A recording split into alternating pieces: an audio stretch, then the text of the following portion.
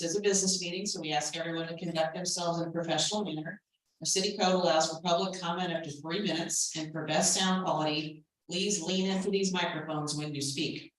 So with that, we will kick it off. We're gonna kick off our order a little different this evening than usual. We're gonna go ahead and queue up the zoning committee since we have a guest here, and we'll try and get you in and out of here. So with that, I will turn it over to Alderman Beal. All right, thank you. I will call the zoning committee meeting to order at 6 p.m. Myself, Ebert, Schwarzkopf, Ron, and voice are all present. First item is the comprehensive plan. We had a planning committee meeting last week, and the planning committee interviewed 3 potential companies to put together our comprehensive plan. I believe the planning committee has narrowed it down to 2. They instructed Jeff. Jeff said he is going to go with those 2 and look into their references and try to get some different references so that he can bring it back to the planning committee what their references say about them and things like that. So they're looking to have that all finalized in the next, the next meeting or so. They should have a good recommendation, I think, for us. Apart from that, we've got the Red Bud Business Park expansion project. I know we have in our packet the industrial park cost comparison. I don't know if anybody's had a chance to look at it a whole lot. Jeff is not here tonight. He didn't give me a whole lot of information as far as anything he was wanting to discuss about this. If this is just some preliminary numbers for us to look over right now. I don't know if anybody had any discussion that they wanted to have on this. I do know that we previously had approved for the 50, 50 and the 25. So basically you're only on that back page, only looking at that potential bottom section there because they were not doing that 75 along the highway and 50 along the corner. Yeah. Yes, and that is they discussed at the planning commission meeting this past month. Yes, I know that's should be coming. Yeah, it should be coming through in the next month then. And none of them seem to have any sort of problem with changing that variance. Seems like it'd be a lot better for any lots out there. Any other discussion on that? On to new business. I'd like to make a motion to approve the prior month's meeting minutes. All those in favor say aye. Aye. Opposed. Carries. And to our speaker, we have the request from ROE. We have a packet from the Regional Office of Education with us. I'm assuming Mr. Davis, you would like to speak on this behalf? Yes. Well, I appreciate it. Thank you, everybody. For the opportunities. State your name for the record. It's Calvin Davis, Regional Superintendent of Schools for Monroe and Randolph counties. New resident of Red Bud. Down in the locker room. So the Regional Office of Education, we moved back to Red Bud. I don't think we've been here. The regional office since Faith Hughes and Ferrando were a few blocks away. Early 90s, I think it was last. I'm going to start by just saying, you don't need to hear this about being proud, but you should be. For the small amount of time we've been here, city services and supports have been tremendous. We're used to being out at the career center for our safe school out in Packer, and we had an issue. Maybe 48 hours to get a response. I think we had only 48 seconds. I'm not sure. It was tremendous. Everybody has been amazing. Chief, thank you for your support already with us over there. One of the situations, this has been a dream come true to be able to have our school, our office in a central location. We are closing the Waterloo office and the Chester office. One was in the courthouse, one's across from the courthouse. Centralizing services, and with a building like this, it gives us the opportunity to do everything that we need. Professional development for teachers, bus driver training. We don't need to go to Well, we used to go to SWIC quite a bit for a lot of our events and activities, and we've been going to the schools, etc. But when we have larger groups, we never had a place to call our own, and it's outstanding. In my grand wisdom, I underestimated the amount of parking, if you can go figure on some of that. And that's probably a word we've heard a few times. Parking issues. Right now, and this is all in there. We have at a minimum 18 cars on any given day. As a load point. We have about 8 spots. And unfortunately, that big issue means we're gonna have to find places to park. We obviously have great public parking. However, the people that come in to our office for visits, that we bring into the community for testing and other services is going to, is a large portion of that. Which unfortunately, most likely, they're going to take the shortest route. And we'll probably be filling out Main Street quite a bit. North Main. In the spots that are directly near us. And secondly, our school buses, we have 9 districts we serve. We don't have them all now. Right now, we have about 3 or 4 that are dropping a small number of kids off at the school. They're unable to make that turn down the alleyway. And we've already had an incident where unfortunately a Chester school bus nicked or hit one of the commemorative light poles. And that's already back up and it looks better than ever. But that was because they were trying to go into the parking spots. And as they moved out, they went. So the issue is if we're not going to turn down there, is causing ultimately congestion on 159 Main Street. As buses are coming, we don't stage most of the time our buses because they're coming from different districts within the 2 counties. And they get there at different times. So we also have a third issue with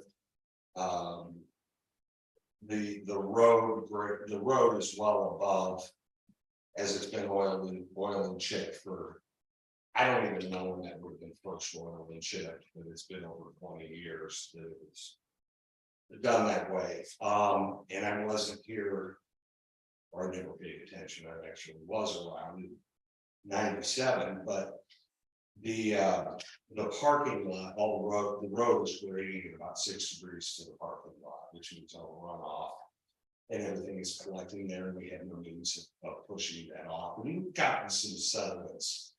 So I guess this is where I come to you and say I'm from the government and I'm here to help, which is never a trustworthy statement to say, but I've caused problems, and I underestimated the problems that I would be causing. And for that, I am truly sorry. It's still the best place we could possibly imagine for us. But I do have some issues that I think have recourse for the rest of the community. So what I was proposing, and I've spoken with a couple of the county commissioners, as they own the property, the Western Auto. The county owns the property. I don't own the property. I just have a perpetual use at no cost of that property while it's used for education purposes. That being said, we also know that people would love to have that parking lot as public parking, which is a public building. I think it should be. Unfortunately, we can't open it up because we're going to fill it up first thing with the first third of the people that come to work. So one of my proposals is one, to get the buses off Main Street, but then to be able to make that turn. So to talk to the commissioners about the possibility of doing an easement for about 10 feet in on the property for the city. And the potential of opening up that turn. And then actually having the potential for curbing there, which could alleviate the issues of the runoff that is going there. In order right now for me to hit the ground of the street, I have to raise the parking lot 20 inches. And unfortunately, that's going to be a struggle for me to keep ADA accessibility. And that is huge. As I am what the public authority having jurisdiction over our schools. For health, life, safety, building permits. Inspections, et cetera, and I can't ask our schools to follow what I will be following. So, that being said, was the potential also for regrading. East Redmond. To cut it down. It's just one of those chipped over quite a bit over the years, and I know it hasn't been ever graded in 20 years. There's at least a 6-degree angle on that, which does make it challenging if I am going to stage buses there and the like for kids to safely also reach. So that was one of the pieces, and then here's my dream ask. There is property contiguous to ours that has a barn sitting on it. That would be amazing if we could create that as a public parking. And I have about $20,000 worth of asphalt work. That is going to be for the front and the back of the building. And if we also extended and the potential of the property north of that sliver of that land, we actually could open up 4 to 6 additional public parking spaces. The reason I bring all this up as public parking is because I'm going to fill it up pretty darn quick, and the more we have, especially if we have a large event, because I could have up to 60 cars or more. Just with an additional public event. So it's very important that we don't schedule large teacher events, educator events, and the like, during anything that the city may be doing. Because parking is always pretty good. We also do have a facility. Part of the facility used to be the garage that was added on in the 80s. Once that is fully finished with flooring and paint, that is for public use. The public can utilize that space, and certainly government can use that at any time. We also have a full commercial kitchen in there, or a grant for that. So these are the types of community events we want to open the doors up or slide them up. Because we left the garage doors and we wanted to let them there event. That all being said, brings a lot of people into a small area.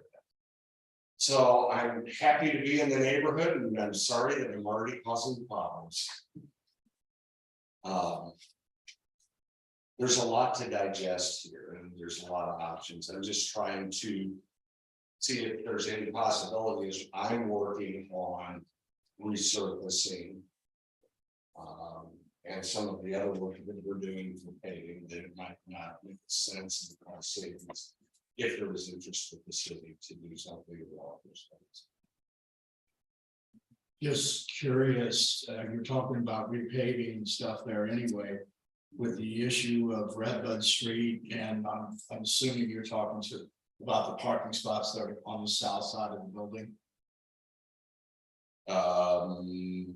So on Main, are you referring to on Main Street? No, next to the building, the parking spots that go up. Oh, to the yes, building. from the south side of the building.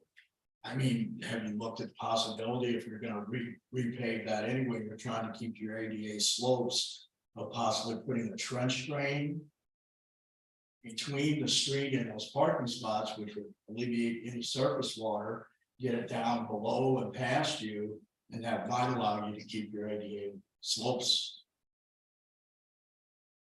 That is a potential solution.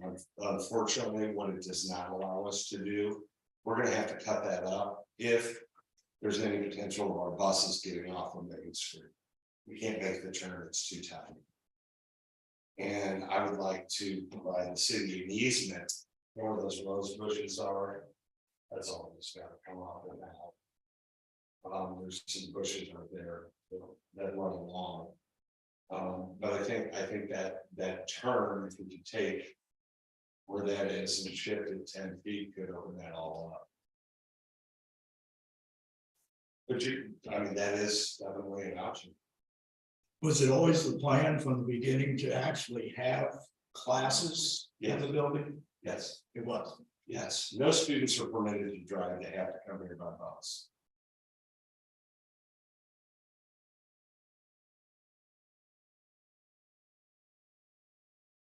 I know Jeff's not here tonight, but he had mentioned too, I mean, obviously, there's a whole lot of things for all of us to look at. I mean, I'm sure a long way to go with a lot of it, but, just mentioned that, any changing of things from North Main Street onto East Redwood Street could potentially be, we'd have to get in touch with IDOT and get into permits and things like that. So I mean, I know there would be a lot of things that we need to look into first. And I appreciate you coming and, going over it all with us for sure.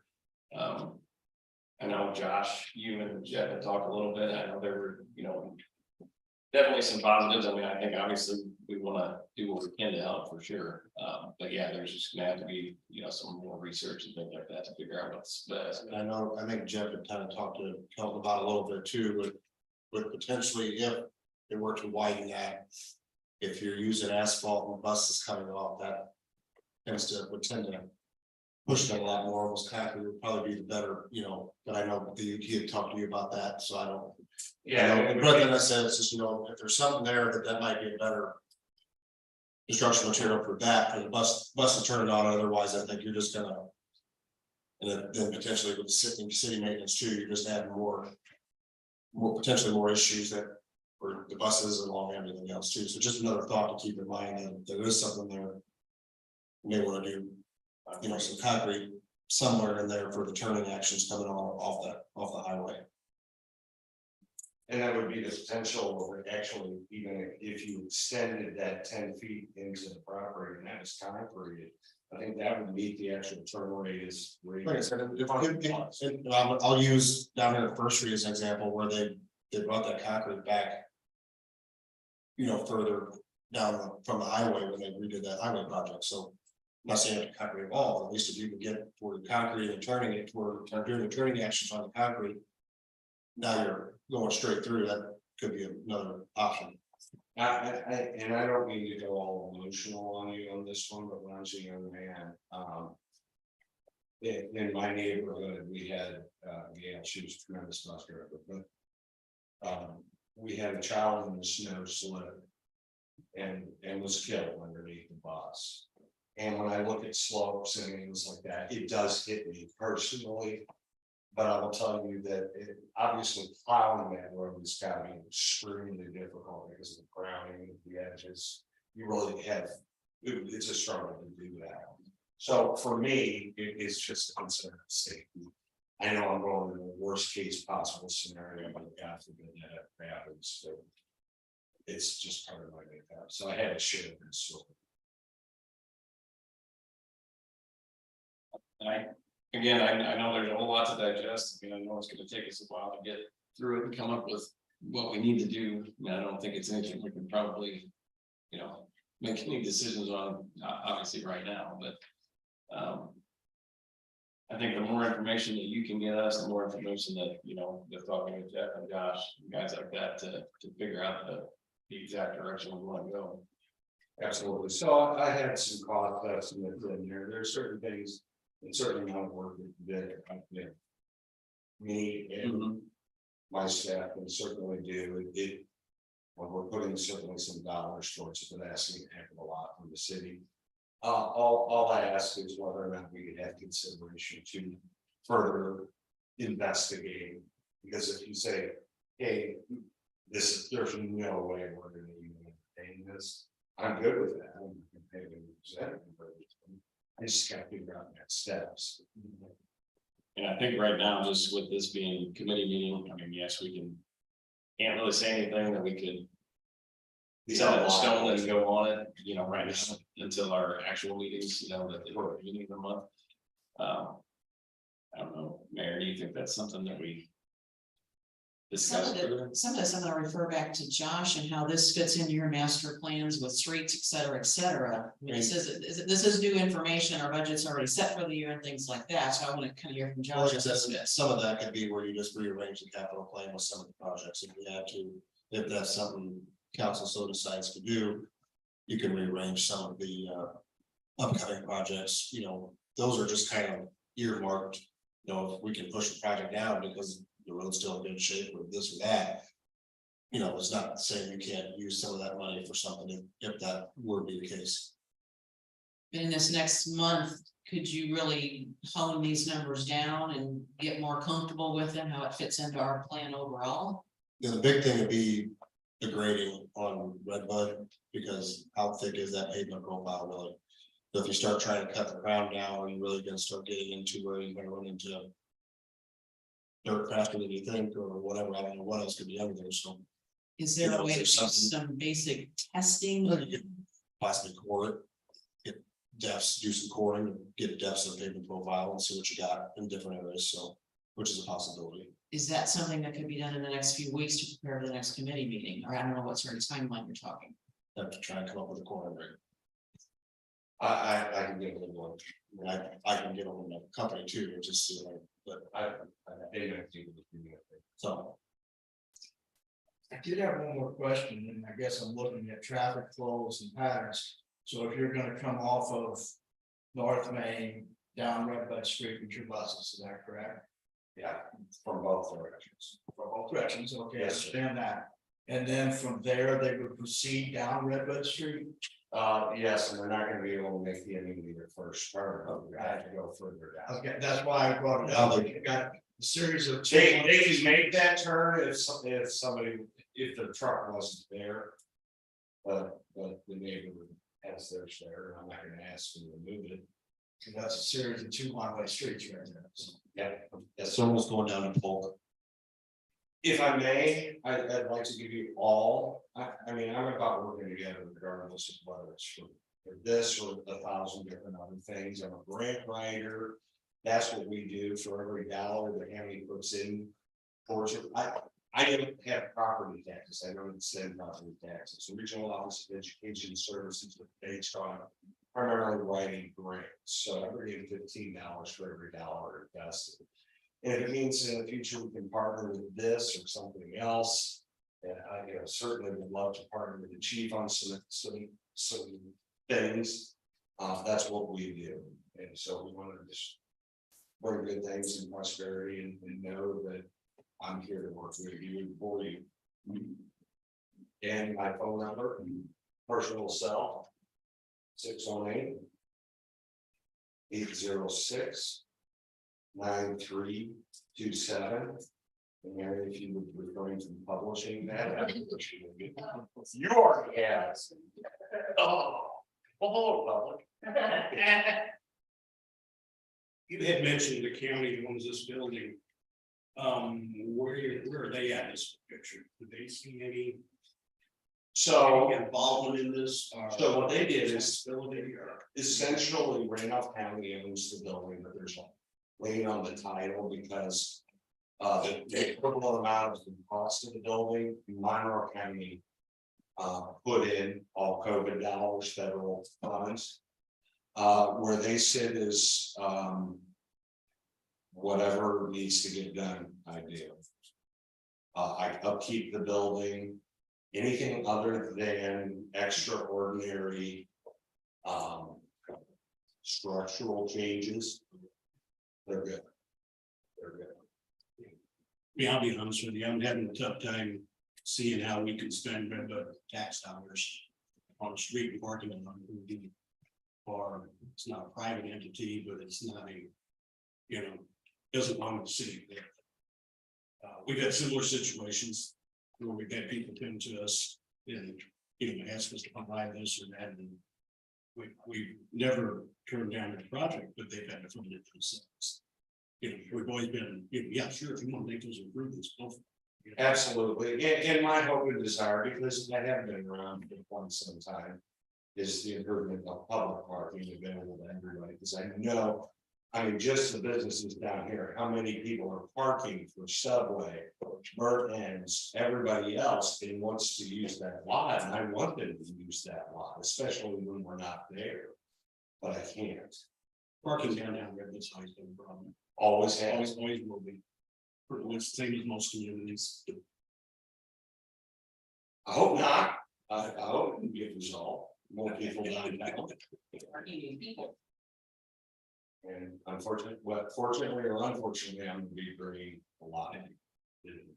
I mean, I think the immediate thing that you could do is make sure you relay to all your people that there is a parking lot block. To the west. Yeah, They're and welcome to use and that. that's 18, let's assume I have full staff and that's 30 people. So there's 30 spots, but that I can't. I guess I can't mandate the public coming in. I understand that, but just so that they know what's available.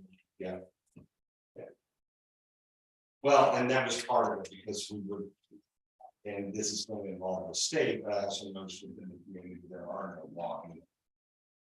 Crosswalks, daily crosswalks, but that would be probably ideal if we're gonna be. Utilizing those, spots. I was probably putting really small. Well, thank you for your time. I very much appreciate it. Please don't miss me. All okay, any questions? Appreciate it.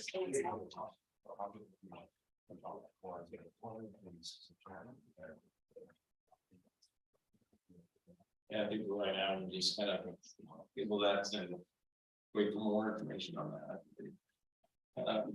Any other public comments or anything for the good of the city? Hearing none, I'll adjourn the zoning committee meeting at 6:27.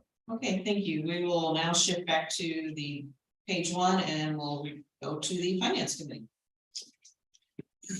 Thank you, Madam Mayor. Myself, Alderman Hobbit, Loniker, and Peel are present. Swartcall is not here this evening. Nothing under old business, under new business, would like to make a motion to approve prior month's meeting minutes from August 21st, 2023. Motion second, all those in favor, signify by saying aye. Aye. Those opposed? Okay, CD information. I have passed it out to everyone and just a little update on this. I know we had at one time talked about maybe having a special meeting depending on the maturity date of the CDs. So what I did today is talk to Jen Shaw. She is the one that is our go-to person as far as information on the CDs that we do have at Dietrich Bank.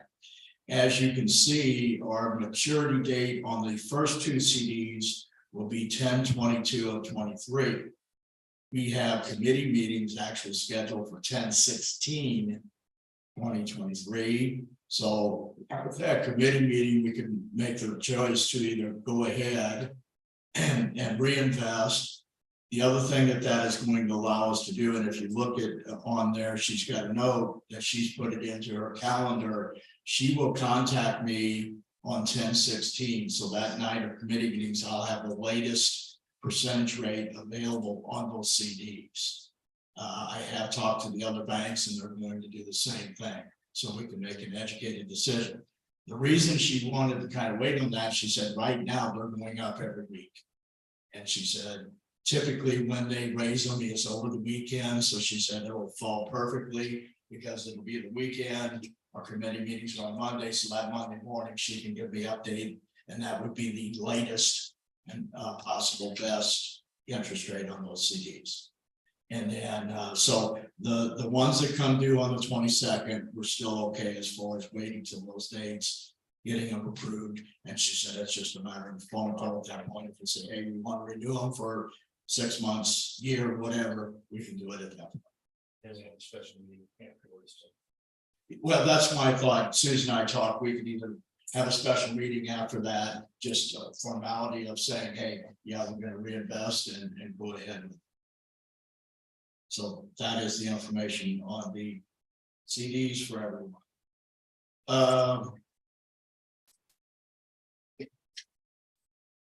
On your financial dashboard, everyone has a copy of it, and there's not gonna spend a lot of time on it. As you can see, the revenue side is up about 4%, so good as far as the revenues. And then on the expenditure side, we're 20% down from what the budget was. So again, off to the good side of both the revenue and the expenditures. FYI 23 audit results. I don't know, Pam, do you want to highlight that other than what you have in the packet? Yeah, there's a letter in your packet. We have no management notes. I think overall they were very pleased and made us aware that the city is in a healthy financial state. Anyone have any questions on the audit? Okay, I'm gonna refer back to Pam on this one also. It's my town. So there was some concern after the recent power outage about the use of Nixle. And in talking to John and Josh, they're typically the two that use that program to notify residents when there is an issue or something that we need to make them aware of. And I understand from them that the program is very hard to use, that you almost have to come into City Hall or go to the utility plant and be at a desk computer to be able to program it or send a message out, that doing it remotely just does not work. So John and I were talking one day and I had the idea to start looking at other options. And this app is something that I think is used widely. There's two different options. There's It's My Town and then there's City Guards, My Sheriff. So it's really two different programs. We are currently paying $1 per registered user on Nixle, but we only allow one registered user per household, just to keep costs down. The issue is that we're using it or utilizing it because it's complicated and it's not user friendly. It's kind of useless to be paying for it, to not use it, to not really reach the people that we need to reach. This app, It's My Town app, is also basically $1 per resident. With unlimited people, they charge based on the residents, or the number of residents you have, but you can have as many people get the app on their phone, set it up and utilize it. It would basically bring all of our other social media platforms into one app on a cell phone. We could have multiple users that would get in, that would use it to notify of boil orders, of emergencies, public events. We could even give it to the Chamber of Commerce to use to notify when they have events or messages to get out. So it was just an option. I spoke to the mayor, we discussed it at department head meeting. She thought the next step would be to bring it forward to the city council to see how much, if any, interest there was in doing more research or switching basically from the Nixle app. This We currently spending this. $2,000, is that, I don't know, I don't handle it. So basically, the way the HTC all call set up is, they said $1 per household, basically. So if two people, both people can't have it. So you can have it, but your wife can't. With this app, both people can have it. And even people from outside town, we know what's going on, and go have it. So roughly, I'm gonna say that, I think it's $1,500. It's a little bit more expensive, but I think it's way more versatile. I live in town, Josh wasn't even that in the population. That's no population. The Nixle is based on the number of users. Right. So we audit every year, and based on our audit, that's how we pay. So we're invoiced, he does an audit every year, and that's how we're invoiced. If we say we have $1,895, they send us an invoice for $1,895, and we pay it, and we're good for the year. The next year rolls around, we do another audit, people come on, people go off. The problem with it is, we're not using it because it's really not user friendly. It's very complicated. We've tried to send messages out remotely And it sends a message out that was sent out 6 months prior, so you're constantly getting the dog tag notification like it's the beginning of the year, over and over and over again. And we're not sure even how to clear it out, how to clear the history out, because there's not a platform to really use. So is this based on physical address or zip code or? The cost of it, for the cost for It's My Town app is based on the population, so that they asked us what our census was. Okay, So it was based on the census, but there's no limit, 3,800. So it would be more money, but I think if we capitalize on the opportunity that it could give us, we could really do a lot with it, and it could be a lot more informative, and we could really encompass a lot more than a brief message that says dog tag on sale $5. I think this would be a simple way to do, and a lot of people kind of been requesting this. They have been asking for it, and like I said, Simple way to communicate. we tried to do 2 different forms. This isn't really the Nixle app. This is HTC. We tried to do Nixle and HTC, where we were sending text messages out through Nixle. We were calling through HTC. Some people were signed up for Nixle, some were signed up for HTC. People signed up for HTC, wondering why they didn't get the Nixle notification like it. I don't get even. Right, it's, and you probably sign, I mean, sometimes you would miss callers, so people would call if they have signed up, and I'm not getting the notifications because it literally dials one phone number at a time. So that's why if you send it out, it could take 20 or 25 minutes to everyone if there's any delay at all. And then if you don't answer the phone, it calls you back again. It's So Pam, would the residents have to register for this then? basically, we would, I think, and he has not done, he wants to provide us with the department heads with a kind of an overview and go through the program, set it up as an appointment or a Zoom meeting. But I think what would happen is they would give us access, a username and password to the app. We would set it all out, and then we could put a link out, or it would be in the app store on your phone that you would go out. You could get the app on your phone, you download the app, you search for Redbud, because you're paying for it. Redbud would be an option. So right now, when you look up It's My Town, Redbud's probably not even an option for you to select. There might be Chesterfield or whatever other community, but Redbud's not an option because we haven't paid for it, so we're not included in the platform. When we are, you would go in, select Redbud, and then it would populate. So is he or whoever scheduled to come to a department head meeting? I haven't gone that far with it because I wanted to make sure that I wasn't stepping and scheduling something before the city council was. That would be worth looking into.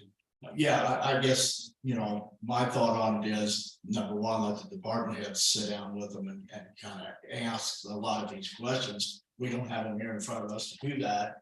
And then if the department heads make a recommendation or someone does that we go ahead with it, now we can make a decision. I guess the other question I'd have for him is a free app. And the app is free because the city would be paying for the cost of it. So there's no in-app purchases. It's basically instant newsfeed. My only other question, I don't know the answer to this. Do you think there's enough of demand for it from the city residents to have it? I think 2 things. I think that it's all on us on how much information we put out there. The more information, the more we use, the more we publish, the more it makes it more valuable to our residents. So I think that's on us, how much we're willing to publish and how hard we work at it. And I think the second thing is marketing. I think we have to go out and we have to educate the people and let them know that it's available, that there's no cost, even offer for them to come here. They need assistance getting it downloaded or post instructions or a press release in the newspaper on how to use it. I think could be a great thing, but it's gonna be on us to make sure that we're utilizing it. Pam had shared a short, it was like a 2-minute tutorial video with me too, and I think it actually functions on a desktop PC too, so you're not locked into, I've got to have a smartphone. Yeah, it will function on a desktop. The whole idea is for it to be mobile, but you can, if you don't have a cell phone or a smartphone, you can access it through a desktop computer. Well, I don't think we're want to make a recommendation, but I would suggest letting them meet with the department heads and bring back a recommendation. Okay. Okay. Moving on, any public comments or anything for the good of the city? Rodney, we may want to circle back and actually have a motion on that audit, otherwise we're gonna do that separately in council. Yeah. Go on consent agenda, it has. We want a motion to approve. It's the audit, that's what you usually do, yeah. Okay, make a motion to approve the audit results FY 23. Second, further discussion. All those favor signify by saying aye. Those opposed, same. Okay, now we'll adjourn at 6:44. Okay, thanks for doing that. Next up is personnel committee. All right, Health Personnel Committee, it's order at 6:44. I have myself, Neil, Hubert, and Reiner here, Jones absent. No old business, under new business, make a motion for requirements meetings. August 21st, 2023. Second. All in favor? Opposed? Passes. Any public comment, then we could say.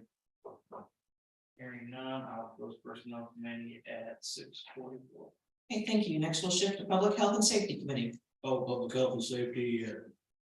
44. Myself, Reinecker, Gebert, Deboy are present, Dojan is absent. We have no old business, under new business, approval of the August 21, 2023 minutes. I'll make that motion. Okay. Discussion, all in favor? Motion carried. Departmental activity report, we all have a copy of it in your packet. Do you have any questions for John? Next item is in-car and body cameras. Actually, a couple of different segments of this. John, I'm gonna let you speak on this. I spoke briefly with Bill tonight about this and apologize, I didn't get to it, so and I kind of did this real quick. So, we got budget for 7 body cameras. We went for a few more in case we had extra people on duty, so I went with 10. These are all things that are come up in the mandate that's going to be coming up in 2025. There's a grant that is offered, it is a reimbursement grant through the Illinois training for police officer training that gives us reimbursement for body cams and in-car cameras. So that's the reason this quote is coming up for the in-car and body cameras. Now, mainly, if you see the biggest bulk of this quote is the in-car cameras. So the body cameras are relatively $300 a piece. They're not that expensive. I mean, there's obviously no guarantee to the grant. And it's been a very. Depends. And Cam's gonna hopefully assist me with getting it. Been very. My next question would be if we do not get the grant first round, do we have already purchased it, or we? They have to be purchased and running for us to get the grant. So. But if what I'm we buy- saying, if we if buy- we get turned down the first time we grant, we have the cameras, we bought them, they're running, and we have an opportunity somewhere else down the road. Because I know you applied for some of these grants.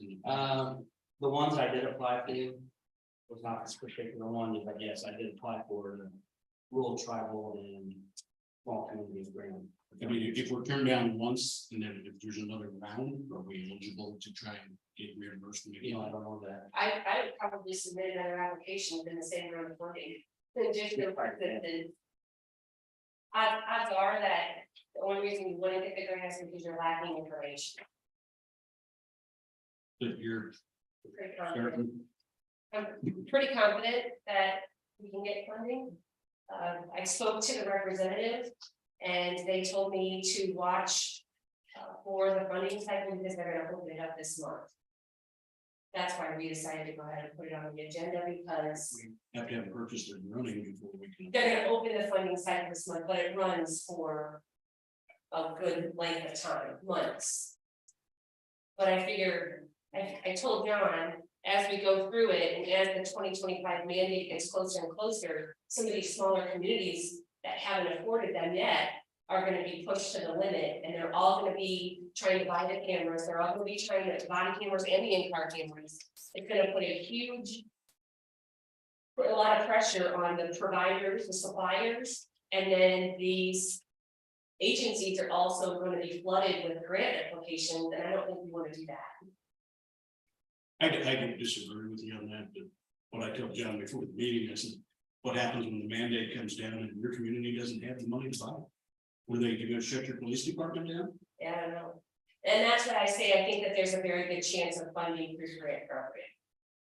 Yeah, I'm not opposed to giving them, I'm just, You know, I don't wanna say 100% we're guaranteed to get the money, but I think it's a lot of it is in compliance and providing supporting documentation that you've done what they've asked you to do. And I think that's why a lot of these grants are out here right now, is to make sure these little communities do get out here and get the money.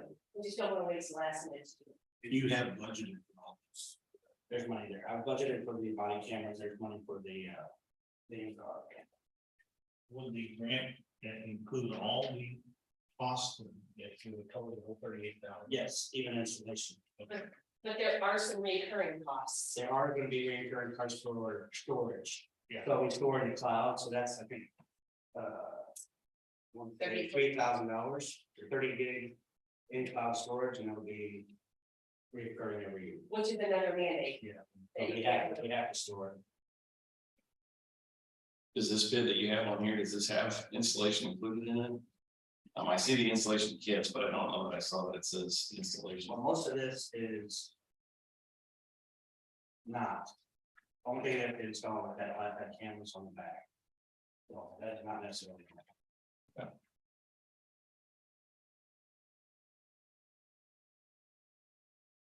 So there could be some installation costs, if that was your. There could be.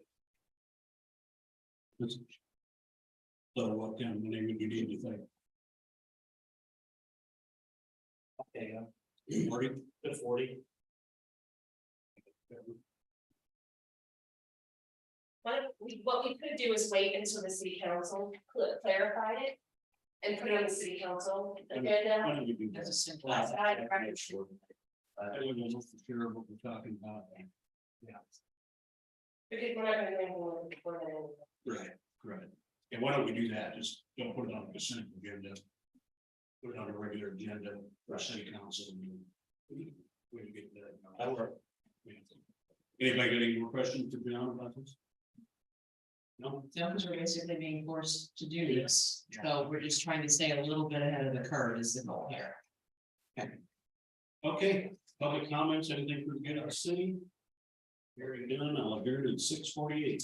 Okay, thank you. We'll shift to cultural committee and with Alderman Schwarzkopf out, I will take that one. I'll call for a motion to approve the firemen's meeting minutes of August 21st. Oh, I'll catch it.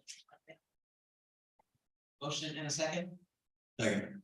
Okay, the motion a second on Paramount's meeting minutes, all in favor, say aye. Aye. And opposed, motion carries, and I need to revert back and do attendance. Alderman Schwarzkopf is absent. Alderman Devon, Reinecker, Hebert are present, and Alderman Doja is absent. Thank you. Okay, we'll shift to, there is a request from the Chamber of Commerce to use tables from Rack Park Pavilion number 2, less the fees for the Hops and Hogs Ruby Q Fest on September 22nd to 24th. Okay. So you have a couple of days for that one-day event, I would presume. You got a motion? Okay. Second, all in favor, say aye. Aye. Opposed? And motion carries. A request from the First Pentecostal Church of Redbud to hand out cookies at the four-way stop on September 23rd. I will entertain a motion for that. Second. Well, I'll entertain a motion. You're making a motion. Motion. Good, first Pentecostal church, cookies. That boys now. And we got a motion, got a second? Okay, a motion and second for the cookies. I got one question. Okay, We've been letting him do stuff like this. And just, if something would happen and some people get sick from the cookies, we have like those.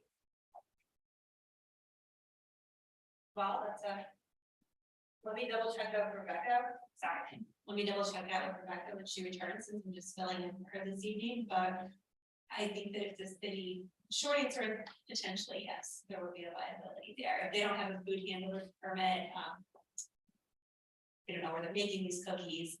I'm assuming that will pay.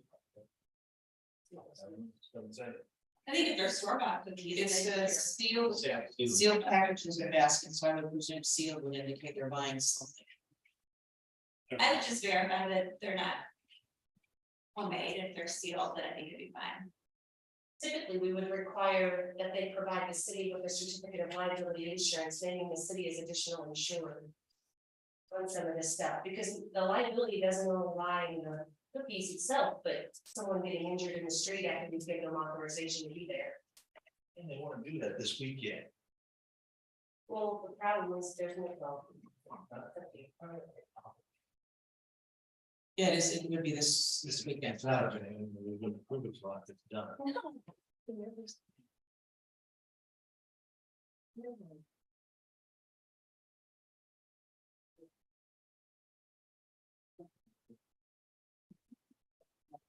I think we had a motion and a second so far, so we're still at discussion points.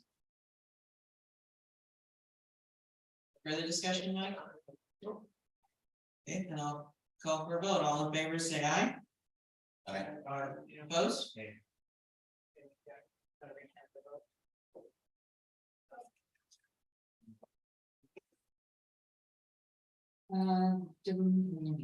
Demond is a yes. Frank or no, Hebert, yes. First person.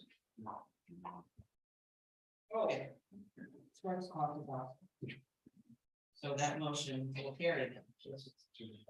Okay. Okay. Shifting on, there is a request from the Chamber of Commerce for holiday happenings weekend, November 18th, 19, as outlined in your packets. I'll entertain a motion for that. Second. Okay, we have a motion and a second. Any further discussion? All in favor, say aye. Anyone opposed? That motion carries. There is a request from another request from the chamber to reserve Lincoln Park Pavilion number 1 less the fee and some few other requests for movie night and trunk or treat on October 28th. I will entertain a motion for that. So. Okay, we have a motion and a second for the chamber movie night and trunk or treat. Any further discussion? All in favor, say aye. Anyone opposed? That motion carries. And we have a request from the Redbud VFW to collect at the four-way stop on May 24th, 2024, which is the VFW Poppy Collection. I will entertain a motion for that. Motion and a second. Any further discussion? All in favor, say aye. Anyone opposed? That motion carries. And one more item, there's not a handout here. We do need to council approval to allow the pop-up vendors that would be associated with the Witches Night Out on October 26th, 2023. I'll entertain a motion for that.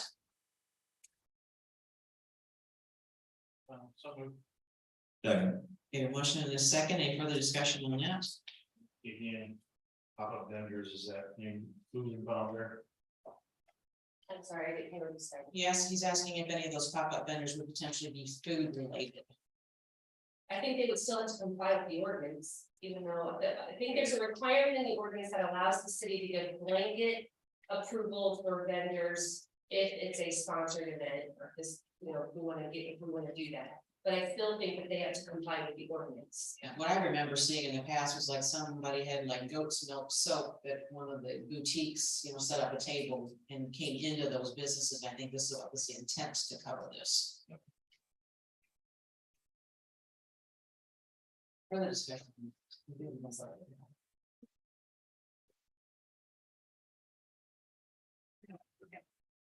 So, any further discussion on Witches Night pop-ups?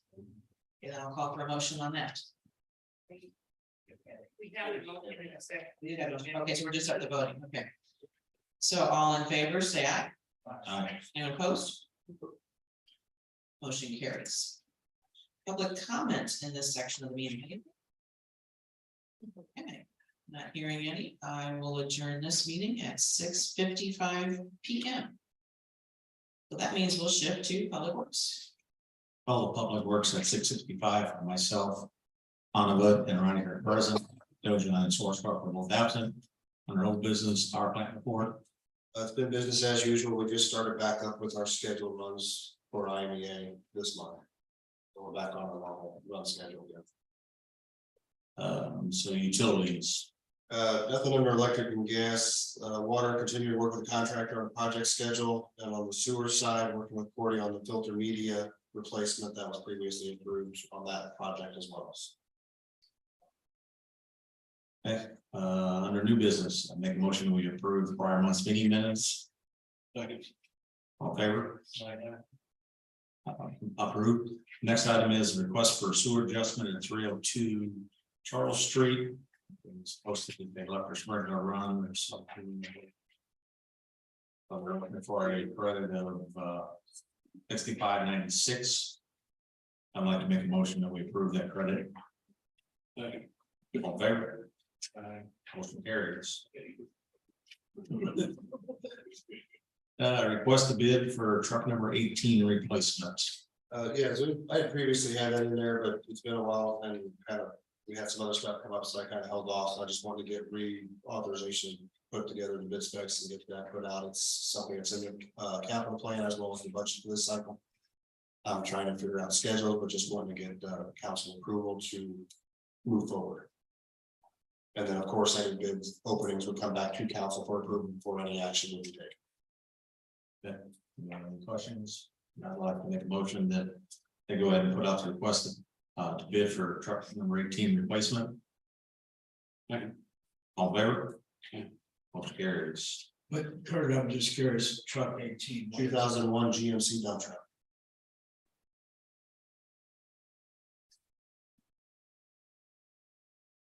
Okay.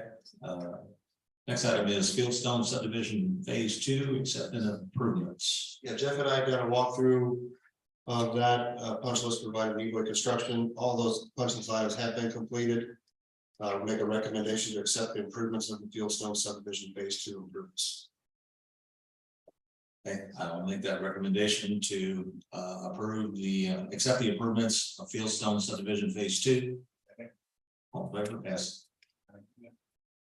Motion carries. Next item is a recommendation to end Scott Decker 6-month probationary period effective September 27, 2023. Yeah, this is just by the time council meeting goes around, it'll be past that. So that's why I put it on this month. So just would like to request in the probationary period as noted effective that date. I'd like to go ahead and make that recommendation then to end Scott Decker's 6-month probationary period effective September 27th, 2023. All in favor? Motion carries. Any other public comments? Not, I move to adjourn at 6:58. Okay, thank you. That leaves us with recreational facilities up next, and with Alderman Dojon now, I will take that one. I will do this correctly this time. Call this meeting to order at 6:58. Dojon is absent, Anabit is here, Nevoy is here, Peel is here, and Demond are here. Old business, the Rats Park renovation project, bids are out and due October 4th. There was a pre-bid meeting held last week, Wednesday, I think it was. I think Jeff had some notes in the Friday update about that, so that's moving along. We'll just wait for those bids to come in and see what happens. On to new business, I will entertain a motion to approve the prior month meeting minutes of August 21st. So moved. Give a motion and a second for the meeting minutes. Any further discussion? Then all in favor say aye. Aye. Anyone opposed? Those carry. Next item is the swimming pool season. Pam and I went up and met with Y representatives last week, and they presented us with this draft copy that's in your packet for the swimming pool season. This is a draft. They thought there was a few other expenses to be added to this once they get to the final point. Is there any questions or anything we could possibly answer at this point, or any concerns? I don't think you can answer them, but how do you have a budget of salaries for 22,000 and spends almost 37? That is the year to date. They actually spread their budget over more months. We actually asked that question, we were there.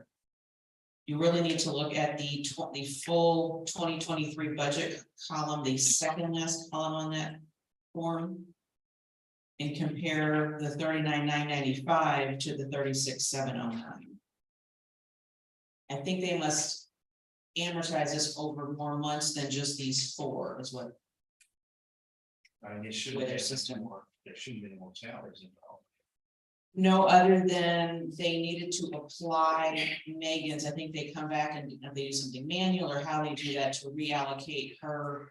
Because she covers the Red Bud pool, the Sparta pool and the white and the Monroe line, I guess to get her reallocated, possibly a manual adjustment, I'm just guessing. There was a potential of $1,500 for Megan's salary to be applied, but then Chris was also gonna look into. Some background because she thought that potentially they had submitted their original budget prior to the pay increase approval. So they thought that some of the increase, the overage was because of. Pay increases. I still don't understand the budget. You know, they're saying- They're still saying. I mean, they got 2 different lines, they got year to date, which is a 2023 budget. So they're saying they budgeted for 39,995 for salaries. Yes, for the total season or total year, however you want to express that. That's really the column you need to focus on. So it's very. We shouldn't even be looking at that 22 then. In my opinion. Right, I'm questioning that set of numbers, how many months that really But represents. I mean, it kind of, when they give us a budget, it kind of gives us a false outlook of what. Yeah, you really need to look at the season budget, which is the second. I understand that. I get what you're saying, but, you know, even though we're only open 4 months, you know. The year-to-date budget should have been 39,995. It seems like at this point, that's a true statement. Now, unless there's a mistake in here, maybe that's only a 2-month budget or a 3-month budget, or, you know. She had just gotten these numbers the day that we were there, so I don't even think she had taken the time. To review them closely because I was. Asking for them.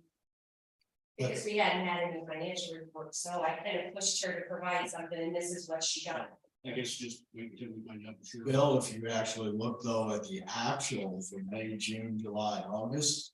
It's more than any 39,000. That's why I said that she thought she got approval prior to them imposing the pay increases. So there's 26, 36, 47, 59 and some change in the actual 4 months that they ran. That comes to 59,000 plus. Yeah, it's true. Good catch, Rodney. I did not try adding that individual line together, so maybe there's a flaw in this spreadsheet. Something doesn't jive. You're Yeah, right. she was gonna look into it further, and we're still waiting for a response from her, because we did bring it up to her that. The numbers were off and. She was very hesitant to provide the financial information. Well, and as we learned, we were there, you guys knew there was a storm in Columbia and they suffered some pretty significant damage to that building, so she has been running hither and yon. Up there, trying to keep that facility. Actually get it back in service. I'll reach out to her again tomorrow and try to get. A more definitive. Report. Because I think that if we don't ask for it and continue to ask for it, there's other things that are gonna take precedence. And then just some basic checking the formulas and making sure that these do add up. Okay, good questions. We'll continue to research that and get back to you, and anything else, and we can even have her come to a future meeting to explain the year or something like that too, so. Okay, public comments in this section. Anything else this evening on Parks and Rec? The VFW mobile howitzer pad has been ordered and backfilled and supposedly supposed to be here by the end of the month. I was told yesterday it's gonna be here on October 5th in the morning. Yeah. I think it's a Thursday. The. Doing whatever. Whatever. Okay, any other public comments for recreation? Okay, hearing none, I will adjourn the meeting at 7:05 PM. That leaves us with one more, which is the executive session minutes review committee. And Alderman Schwartzpass not here, and I can have his spiel. Make a motion, we move that to next month. I have no problem doing that, because I honestly don't have his actual words for the site here, so given that fact, let's. We've done that before. Yeah.